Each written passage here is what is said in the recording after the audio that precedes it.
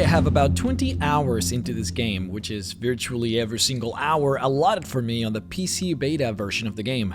Throughout these hours I have explored Appalachia, defeated mutants, scorched and mole people. I have gotten myself a secret key that I can now, for the rest of the game, use to open up caches of mining supplies scattered around Mount Blair. I have fought and held a radioactive dump against flying vertibirds. I have died to scorch beasts about 4 times. I drugged a bear for a quest. I have crafted, cooked, stolen, sold, and bought throughout my time in Fallout 76. I haven't murdered. That's something that I haven't done. I haven't killed any player that wasn't already wanted. And you can't legally murder a robot since computers have no rights and they are not considered real people. At least probably not for another 200 years, so I am squeaky clean. I have, however, made mistakes during my time here in this game, some more costly than others, but some of those mistakes are permanent. When you have a revamped leveling system and no way to refund your points or respec your build, you are inherently going to have players that wish they could take it all back, players that might have second thoughts about the choices they made. I am one of those players. If I had my way, I would redo my cards and my levels, but I cannot. There are cards that I selected that are actually useless for me, and I don't mean just underpowered. I'm not talking about picking a card that it's underperforming. No, I'm talking about picking cards that the game will simply not allow me to equip. Look, the system is new and it is very different from what we're used to. Mistakes were made, and maybe for launch or maybe later on down the line they will add a way to fix those mistakes. But for now, you're stuck with your decisions. For that reason and some others, I am here to give you a small list of things that I wish I knew when I first started playing Fallout 76.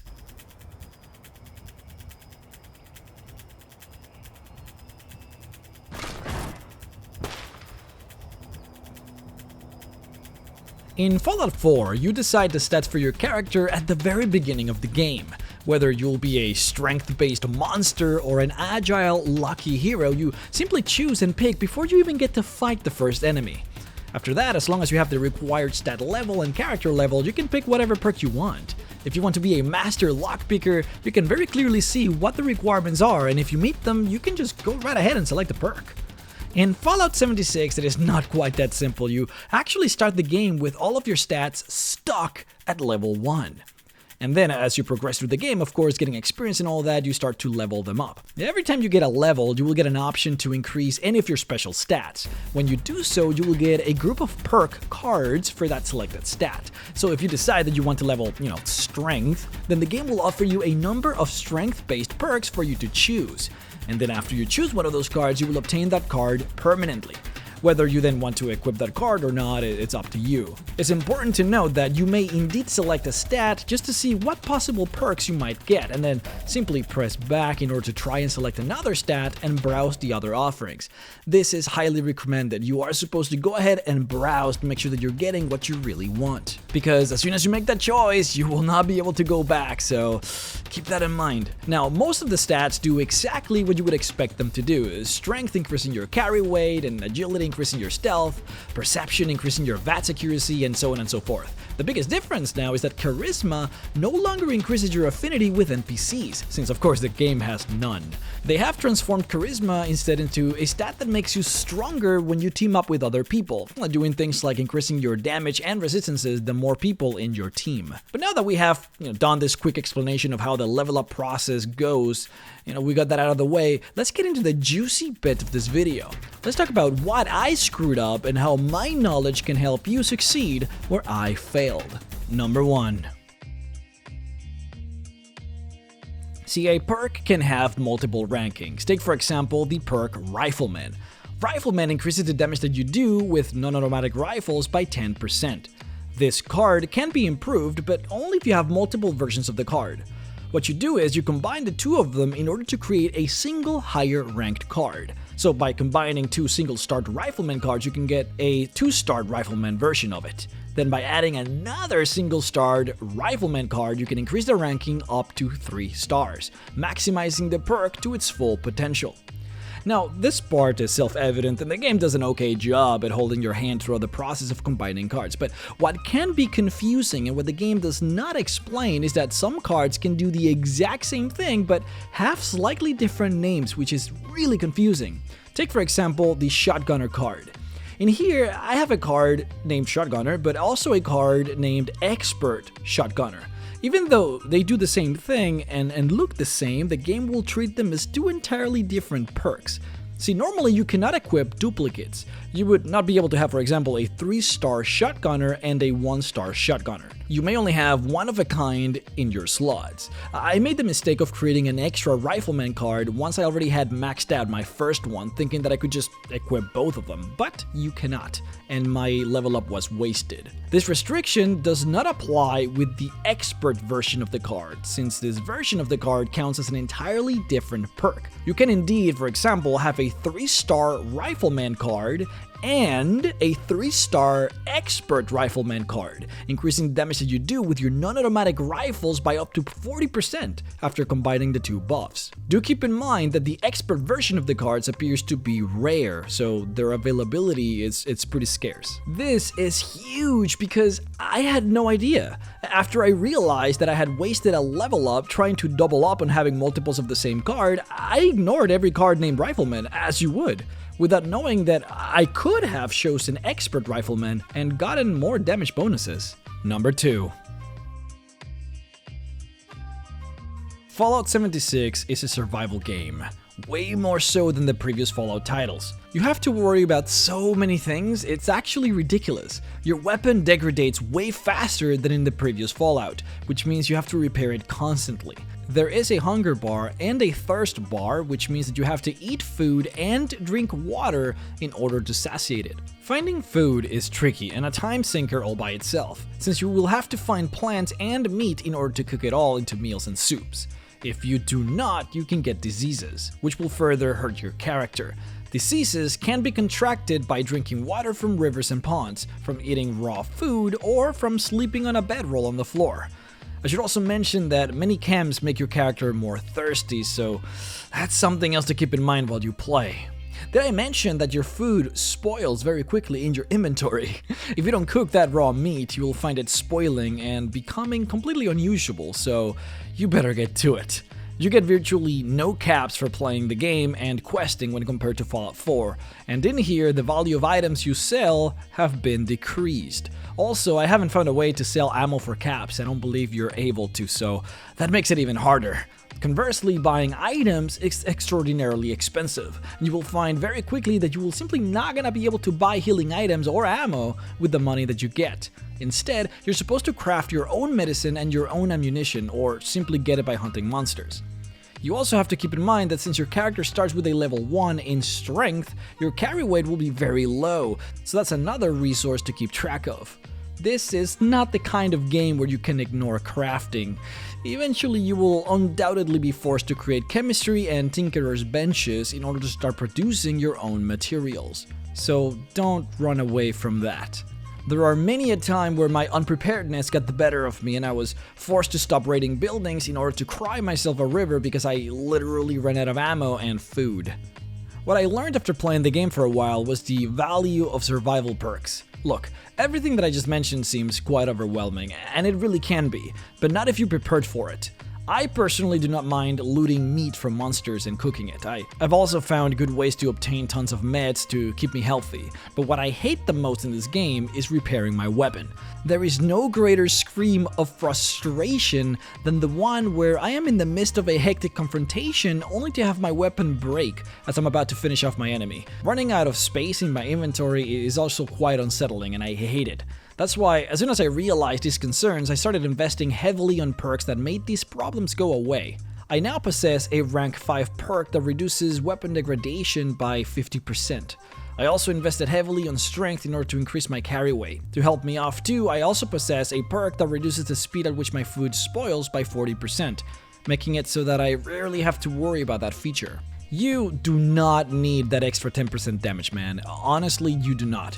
That damage resistance that you think you need is really not needed until later in the game. you will be fine. Enemies do not deal enough damage for you to need those crazy combat protections and enhancers, at least not until about maybe level 15 where things can get a little bit more serious. So don't get those perks, they are useless until later on in the game, trust me. Get the survival perks. Figure out what is that one thing about the survival system that you hate, and just get rid of it. This is a very subjective decision and completely up to you, because we all hate to keep track of different, very specific things. I hate my weapon breaking, you might hate needing to find purified water, or maybe you hate having to deal with radiation. Fix your game early on and tailor your experience so that you can quest more efficiently. Otherwise, you will spend most of your time in your base tearing your hair out and not enjoying the video game. The one specific decision that I would recommend is getting lockpicking early on. The reason is because it is somewhat of a special card. It only has one ranking, so you can't get a bunch of just common versions of it in order to upgrade it. Instead, you have to get the expert lockpicking rare card in order to upgrade it. This expert lockpicking card is, as I mentioned, rare. This means that every single time you level, you should make sure to click under perception and check to see if the game is offering you this card. And if it is, you should snatch it as soon as it does. Why? Because it is just that rare. Lockpicking was one of the first things that I picked up, and it took me about 10 to 15 levels after that before the expert version was offered to me. Levels are harder to come by later on in the game, so if you want to start worrying about getting that expert level lockpicking perk when you're like level 20, it might take you to level 30 before you get it, so be warned. The same thing also applies to hacking. Presumably, there is even a rarer version of this card that would give you the level 3 upgrade, but I haven't seen that one and I'm level 26, so again, pretty rare. Number 3. In Fallout 4, my 10mm handgun is the same as your 10mm handgun. My handgun is the same as that ghoul's handgun, which is also the same to the handgun that I will inevitably get from a monster at the end of the game. The only difference is, of course, the mods that are on those handguns, which can differ. Now, legendaries are special. Legendaries get extra bonuses or extra abilities, so if my handgun is legendary, it is indubitably better than your scrub handgun. Now, this whole system is different in Fallout 76, and it took me a little bit to realize it. Now, legendaries are the same. If you find a legendary weapon, then it'll have those extra cool bonuses that most probably will make it better than any of the normie weapons you might find.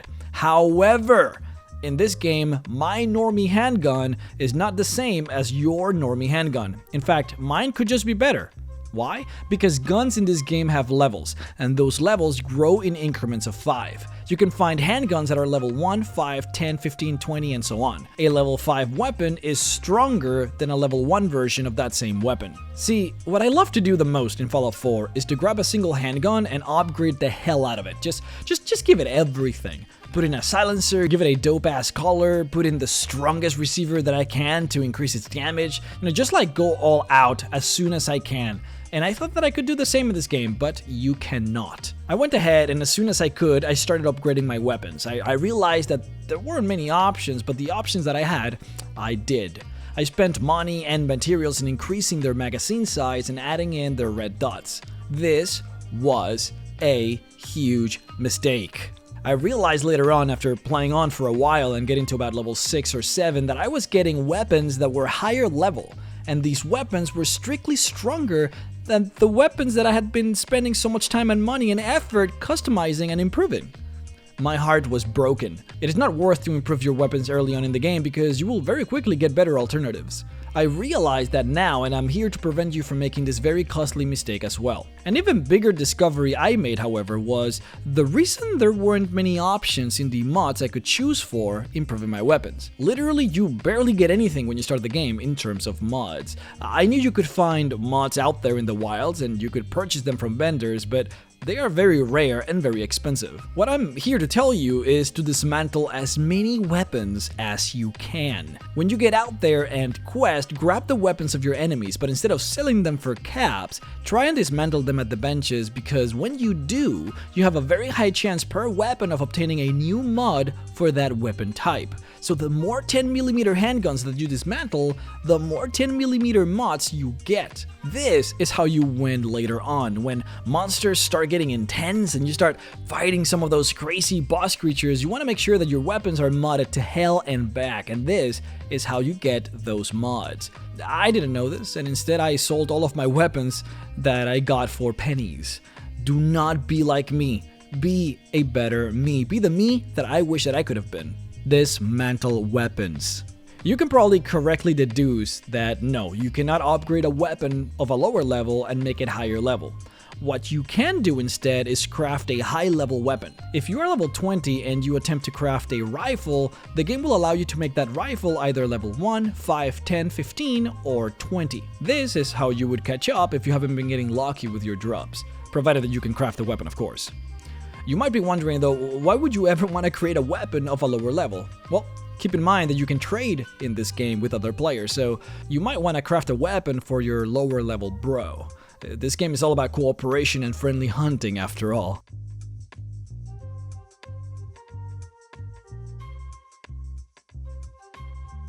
Originally, I was gonna end the video here, but during the last beta session, I discovered something somewhat important that could actually help a lot of you who I know have been struggling keeping yourself from reaching the stash cap. To get you all acquainted with the problem, if you haven't been playing or following the community, there is a huge problem currently with people hitting the cap on what you can store in your personal stash. The stash has a limit of 400 pounds, and most people seem to be hitting it, and very early on too, which is making a fair number of people upset that this is even in place. I personally have been struggling with it lately too, where I have been forced to dismantle all of the high-level weapons that I have been saving for later, or all of the cool things that I have found that I wanted to save for later videos. It's been very tough keeping myself from hitting the cap, and has been somewhat frustrating for me. Now there is a really cool tip that has been getting propagated lately, and I want to share it real quick with you guys for those of you with power armors. If you're like me, you probably found a cool power armor set with some high level pieces that you couldn't use. So like me, you probably saved those pieces in your stash for later on. What you can do instead is take those pieces out of your stash and actually equip them to your power armor chassis. This means that you will not be able to use the power armor, of course, but with those pieces equipped on your chassis, you can then store the chassis in your stash. The game will know that the chassis has a bunch of items equipped to it, but will only count the 10 pounds that the chassis originally weighted, without counting all of the extra weight that each individual armor piece carries.